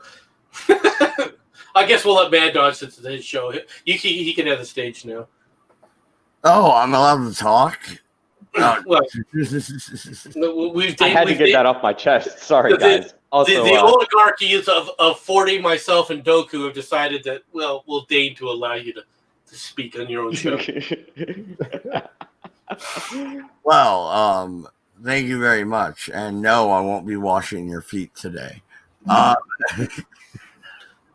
You know what? I identify as a black woman, and that's You racist. would, Oprah. Shut the fuck up. Look under your feet. Look. The whole washing of the feet thing is a biblical thing. It's a biblical thing. All right. The problem is that you're there to serve. Well, the problem with the way the guy did it is, okay, you're supposed to know who you're serving. Okay, and if you say that you're serving Black Lives Matter, you pick the wrong master. All right, you're supposed to be picking God. These people are not, all right, representatives from God. On there. All right, there you go. Well, actually, when I grew up, BLM was Bureau of Land Management. Hey, what? I'm gonna start using that on Twitter. I like that. I'm gonna start asking, why is everybody against the Bureau of Land Management? Because they're cunts. They're cunts, I tell you. Somebody will take over their monogram. Imagine that. That would be like Howard Trump. Well, no, it's a sneaky tactic, right? Kind of like the. Never mind. I mean, what? Never mind. Wrong number. Print caller. No, but of land management. Well, no, I've done this before, right? MC, me and you had this conversation. I popped up a map. The BLM owns what? 75% of the West Coast. America. I mean, the entire They West. don't own anything. They have the United States government owns it, and they're allowing them to manage it. But that's not the BLM's per se. Right. Keep telling yourself that. Well, we had the pine pigs up here that told me once upon a time. I'm sorry, pine pig meaning representative of the Park Service that thought they had a badge. Told me I was illegally camping, and I mentioned the fact that there's a spot below the dam up here, which was BLM property, and therefore I could probably exist forever not. And he proceeded to tell me I was incorrect. Well, no, and the thing is, like, in the national forest, right? You're allowed to stay up here. You just have to move. Days. Yeah, once every 18 days. Yep. And that means just like, if you were in a car, pull forward 5 feet. You know what I mean? Okay, so what's that have to do with the price of tea in China? 15 cents. 15 cents? Yeah. If Price of tea in China. it's not.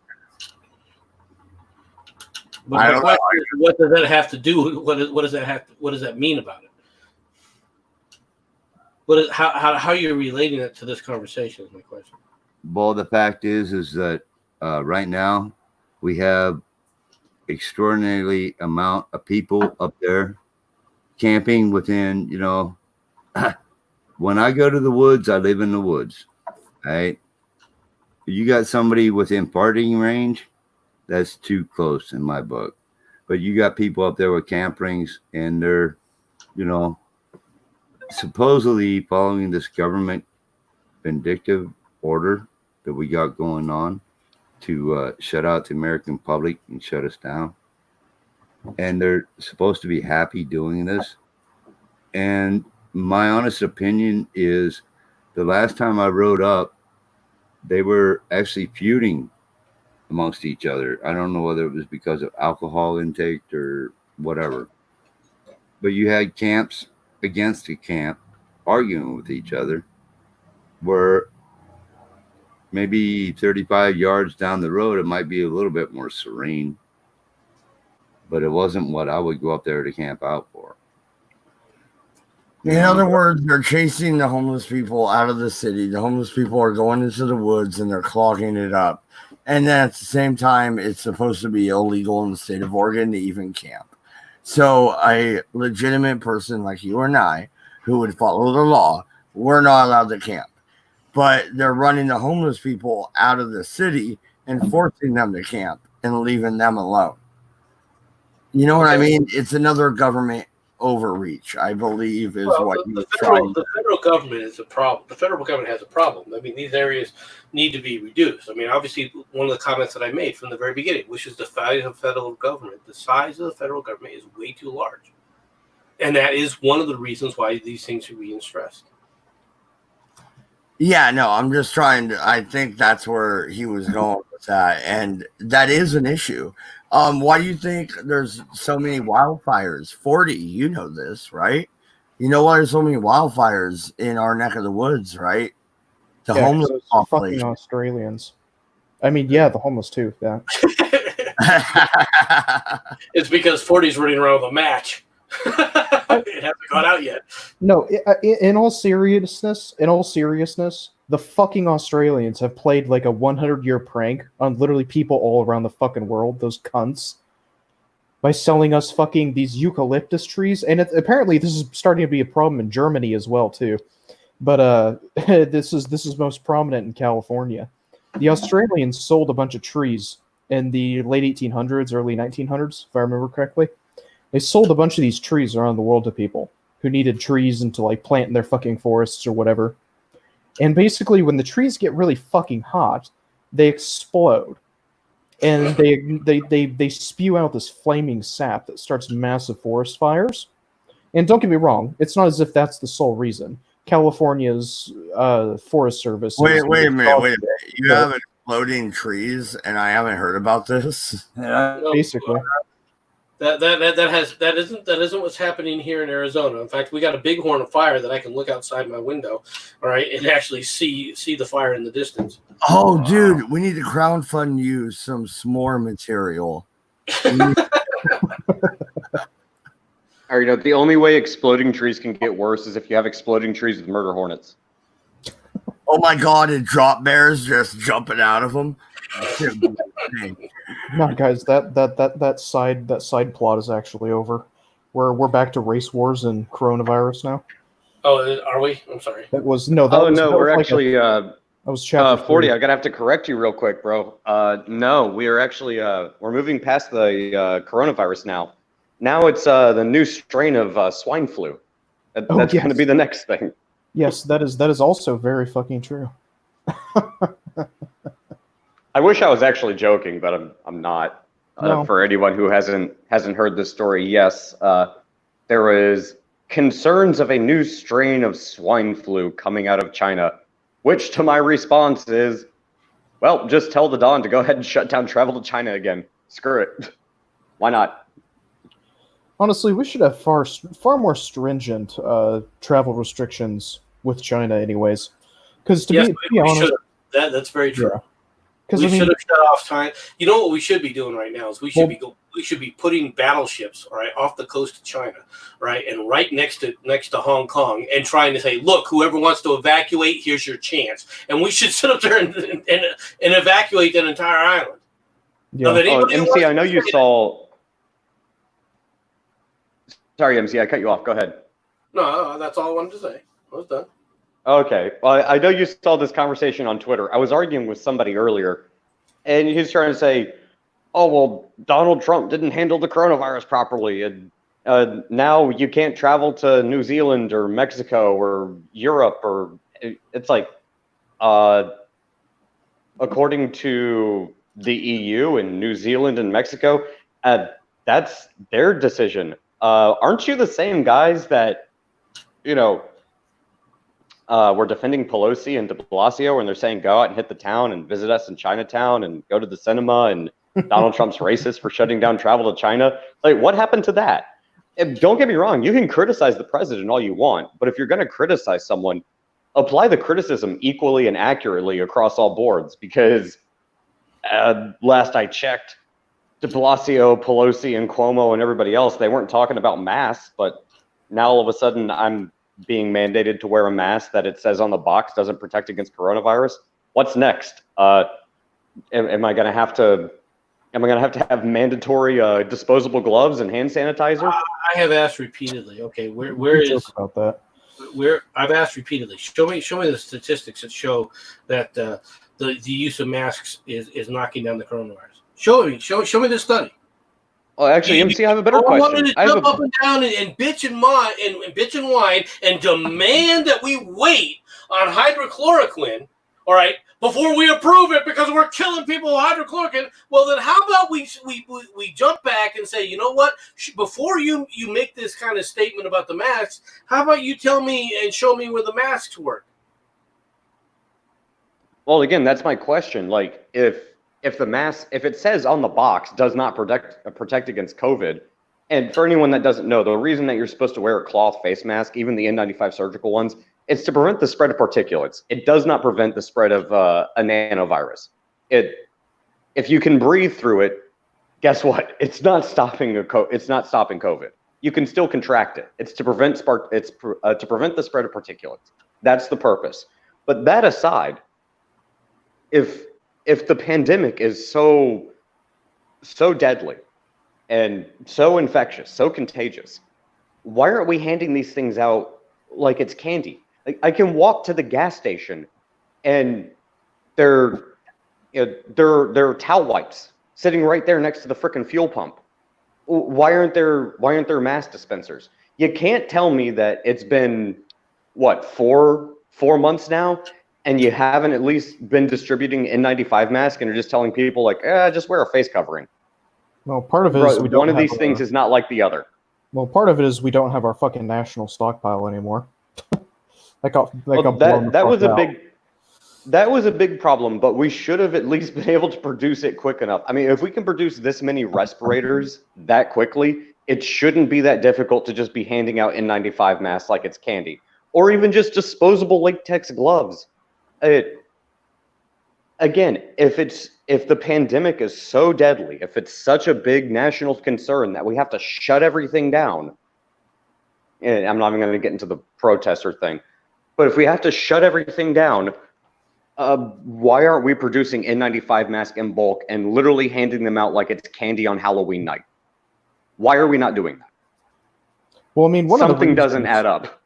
Well, I mean, one of the reasons that I think that people have completely just fucking put to the wayside is the fact that the coronavirus has degenerated to such a point that it is not as lethal as it maybe once was. You're seeing basically the very same progression in the coronavirus that took place in the original SARS outbreak in the United States. Right back when SARS was such a big deal and everyone was terrified of SARS, and there were states of emergency declared and whatnot in some states. Then basically what ended up happening is SARS basically completely fell by the wayside. It devolved and mutated into something that is not as deadly as it once previously was. And the exact same fucking thing is happening with novel coronavirus. Granted, it's a bit slower than the original SARS outbreak, but at this point, it's been months. The disease has been evolving for months. You can track down all different kinds of different little variations. Depends on how complex you want to get. But, you're talking about tens of variations of this disease. Some have you squirting diarrhea out of your ass. Some have you coughing. Some having, problems with, your stomach and whatnot, your digestive tract. But at this point, it's to a point where it's not lethal. It's not that lethal anymore. The only people dying from it. It wasn't that lethal to begin with. What we did, made things worse. The overreaction that we did actually killed people. The diagnosis and what we were doing in hospitals was making the situation worse than it needed to be. Right now, hell, you just had a freaking doctor from the WHO come back and say, oh, yeah, you can have COVID-19 patients next to other patients because it's not communicable again. They don't know what the hell they're doing. Okay? They're making assumptions, and people are overly stressing things that made things worse, all right, unnecessarily. And this is 90% of the problem. The overreaction killed people. The overreaction shoved people with COVID-19 into homes, making the situation constantly worse, where people weren't going out, weren't living their normal lives, they weren't living healthy, and as a result, they started dying at a higher rate. Which is why right now in Arizona, we're having this great an explosion of COVID-19. It's all over the place. But you know what hasn't been increasing? The deaths. The number of deaths. Why? Because one, we've learned.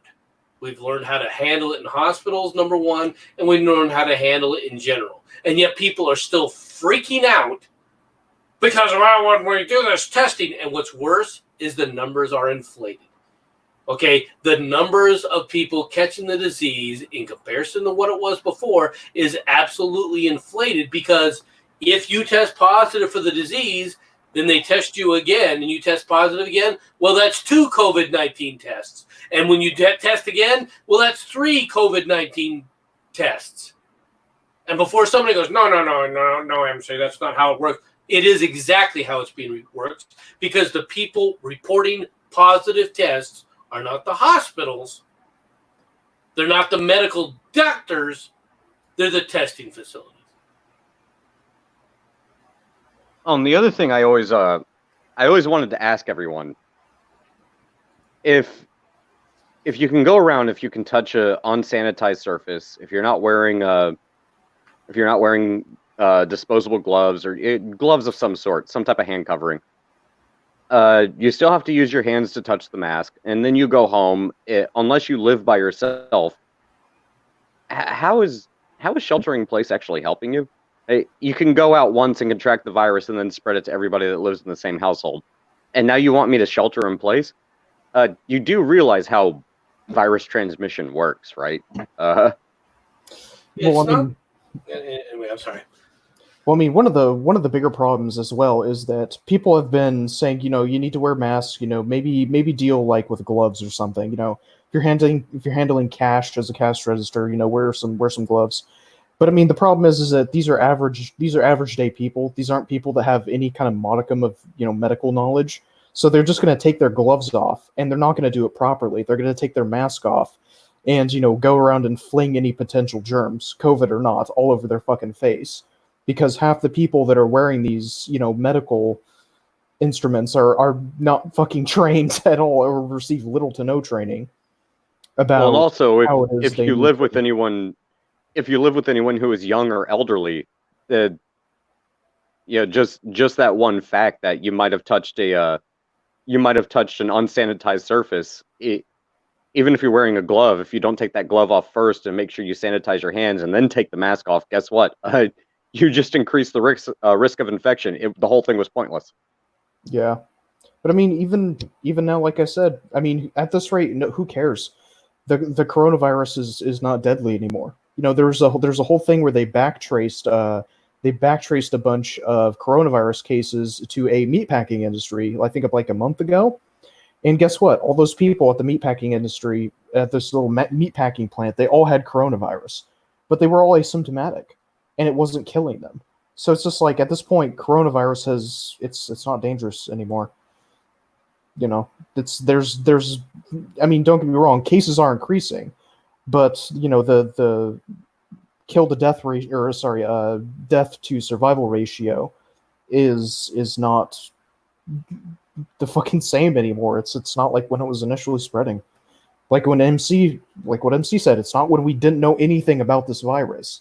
Because this is the first time we've seen something, a strain of coronavirus like this.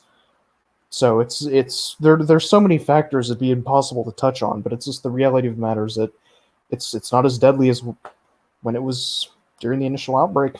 There's little to worry about now.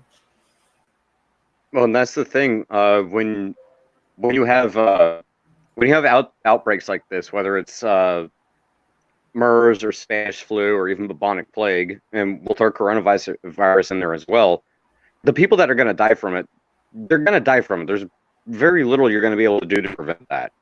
Yeah. But given enough time, this is where the whole flatten the curve argument comes from in the first place. Once you give it enough time, the people that are going to contract it, they develop antibodies. The people that are going to die, they die. It's unfortunate, but it happens. That's the way virus outbreaks work. But at the point that we're at now, you're correct. The majority of people that, even if they're contracting it for the second time, they've already developed antibodies. Yeah, you're going to have a percentage of people, and some rather minute percentage, especially the second time around, you're still going to have some deaths. It's going to happen, especially when you have complications. Complications that the mask actually add to. Wearing a mask actually is probably doing more harm than it is good at this point in time, considering everyone who's going to have, who has had symptoms and was wearing a mask, they've already had it. If they're still wearing a mask, it's actually going to harm their immune system. It's actually going to make them more vulnerable the second time around if they contract it, as opposed to just not wearing one. All of the medical jargon aside, we could go into a complete tirade on that. If anybody out there still thinks that this is not actually being used as a way to push a political agenda, I hate to break it to you. No, this is an excuse to push a political agenda. It's being used as a narrative. Most people are still buying into it. And hell, we already saw CNN come out and say, oh, it turns out hydroxychloroquine actually does help coronavirus patients. Gee, you mean like all of the doctor and patient testimony that we've seen for months? Hey, unfortunately, some people just believe everything they fucking see on Fox News or CNN. We already had evidence. It wouldn't take you too long to go ahead and find doctor testimonial, figure out Z-Pak and hydroxychloroquine actually works. If you don't think this is being used as a political weapon, I really don't know what to tell you. If you want to go ahead and continue to, feed from the trough of political propaganda, regardless if you're on the left or the right, okay, go ahead. I'm probably not going to change your mind. I would implore you, though, look at the information. Look at what's happened over the past 5 months and tell me that everything you're being told by the mainstream media isn't a load of bullshit. Yeah. I will start with the very simple question that I proposed that kicked off this whole conversation. If I'm wearing a cloth facial covering that does not protect against the spread or contraction of CV-19, then why am I being mandated to wear it? Why is the government not providing me with an N95 mask? Well, I mean, I would disagree with you on the fact that it doesn't help stop the spread of coronavirus, because the entire concept behind a lot of the surgical masks that people are wearing out in public, like the really thin ones, it doesn't have so much to do with the stopping coronavirus as you breathe out of your mouth. It has to do specifically with droplet transmission, which is another way that diseases are commonly spread. But I mean, even then, it's particulates. But I have to correct you on something real quick, 40. With those particulates, the mask that we're talking about, they're porous enough that those particulates, while they do stop the spread of some particulates, some still get out. And also because of the nature of the cloth mask, and these are the ones I'm specifically talking about, not the N95 surgical masks, but the cloth masks and just like the bandana face coverings, the particulates actually, they bleed in and they build up in the actual face covering itself. And because the virus is transmitted via air, it actually isn't really doing any good. It's actually helping it consolidate. And ironically enough, that mask becomes something that's even more infectious than if you're just breathing out without wearing one to begin with. Yeah. Well, I'm sure that's the case. To be honest, I completely fucking lost interest in coronavirus when I realized what was happening, that it's just becoming less and less dangerous. But I mean, I don't know. From all the studies I've learned, from all the studies I've read and from everything that I've learned from school, masks do work if you use them correctly. But like I said previously, one of the things that's wrong with a lot of the ways that these medical implements are being, used by the general public is that people don't know, like you said, you take your gloves off first, and then you take your mask off, and you take them off in specific ways and everything. So I don't disagree with you that some people are probably doing more harm than good, or they're not doing it, they're not doing any good at all by, using these using these tools incorrectly. But I mean, it's just. But one of the things I wanted to backtrack on is, regardless of whether masks help you or not, you definitely shouldn't be compelled to wear them in public. I don't think, especially not in the grand scale that is the United States. And if you want to even break that up into certain states, think of how large like California is, and the entire state of California has a mandate to wear masks in public, or you can be fined. Okay. There are some cities in California. In fact, there are a ton of cities in California that are not fucking LA. People are not packed in like fucking sardines. And there are so many places in the United States you do not need masks because there is little to no infection of the coronavirus in that city. So it's just like the fact that entire populations are being compelled to wear masks when there's no need for them is wrong. You know, if you want to do this on a city by city basis and like have the populace vote on it, that's fine. I don't really care. But like in the city that I live in, we have like what, 6 or 7 coronavirus cases. There's no need for me to be wearing a mask in public, but I still fucking have to. Actually, I have a bit of a pet theory that I want to run by you. I think largely a lot of mayors and governors are using the CV panic, which I'm not going to call it a pandemic or anything like that. I'll call it just a panic. I think it is actually very well timed post protest, where, hey, we don't have to raise taxes. That's not going to hurt my voter base, but it's an easy way to generate revenue. You know, the same way that Whitmer, you know, she was still allowing people to buy lotto tickets and go to the liquor store, but you're not allowed to go to church on Sunday. I do believe it is. I mean, let's be honest. Unfortunately, government has become a business, and yes, and government has to find a way to generate revenue.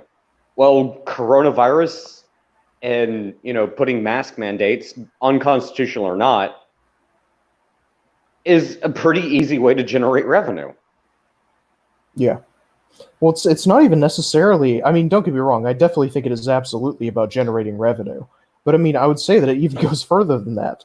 You know, it's about not necessarily just generating revenue, but it's about the power trip, the absolute fucking power trip that some of these governors of states are on.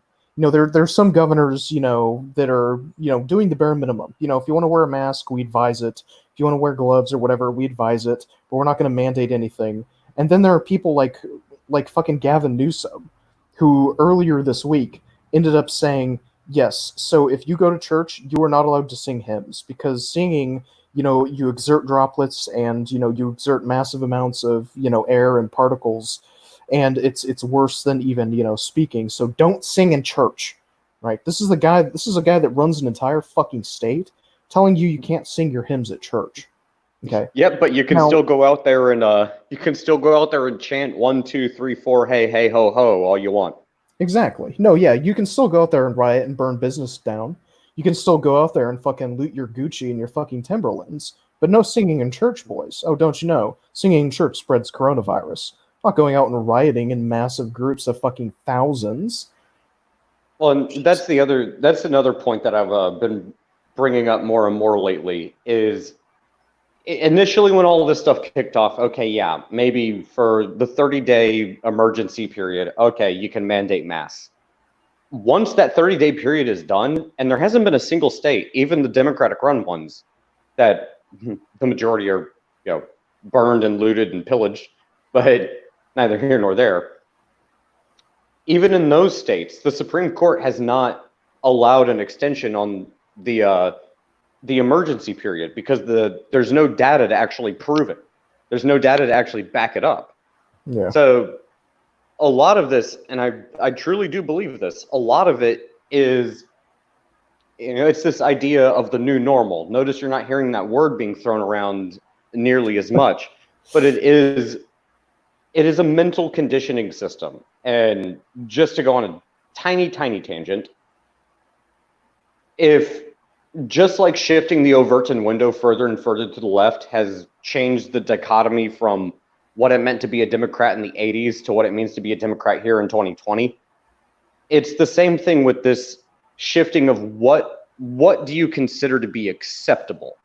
Well, if I have to wear a mask because I got to go buy food, otherwise I get fined $250. Well, that's all the money I have because guess what? My business got shut down, so I don't have $500. I only have 250.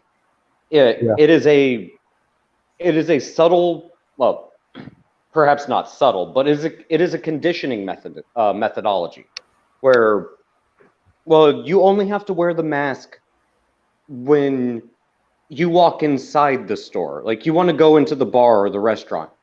Well, just wear the mask and then open the door and then you can take it off when you get to your table. Does that really do any good? I still touch the door handle. It's a mental conditioning method. It's the quote new normal. And a lot of people don't realize it because they're not thinking about it. Yeah. Well, and I mean, even just some of the laws that were implemented during the coronavirus kind of initial outbreak were completely just they were, I don't even know how to like quite describe it, but like they were threatening to like shut off water and power to businesses that didn't close. You know, there were entire industries that were on the brink of death simply due to the fact that, well, now we can't do anything. We can't go out in public. There, like, even if we do take, you know, safety precautions and put on gloves and masks and, you know, our little fucking hazmat suits and shit, I mean, our business is going to completely fucking tank. All these non-essential businesses that aren't open today are probably going to go fucking under. You know, there are tons of comic stores that are going to go under.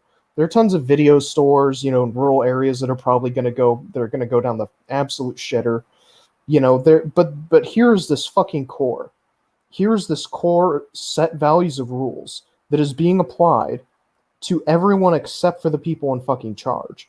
Like, you know how many people went out and got their hair and nails done during this fucking pandemic? You know how many CNN reporters went out during the middle of the pandemic without wearing fucking masks, preaching about how you should be wearing masks? You know, the governor of California said, the governor of California recently said, all right, guys, we got to shut down all these industries. All of them, shut them down. Oh, but what's this? These couple businesses that he owns, they're not shut down. Oh, well, that's mighty fucking suspicious. All these people that are protesting the shutdown and refusing to comply, and their businesses are going to stay open because this is their fucking livelihood. Lo and behold, they have no water and electricity to their building now. Oh, that's very strange.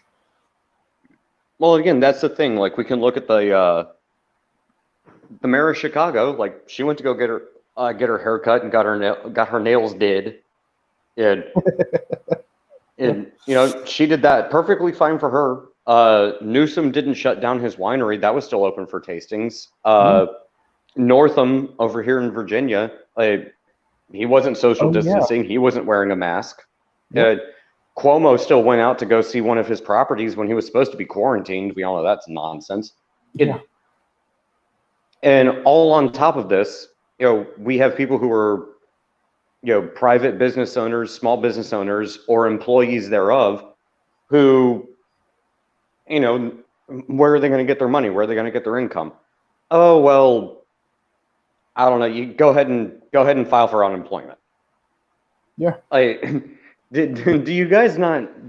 Is it just me, or does anybody else starting to realize that not only is this social conditioning, but the more and more businesses that start losing money, three things are going to happen.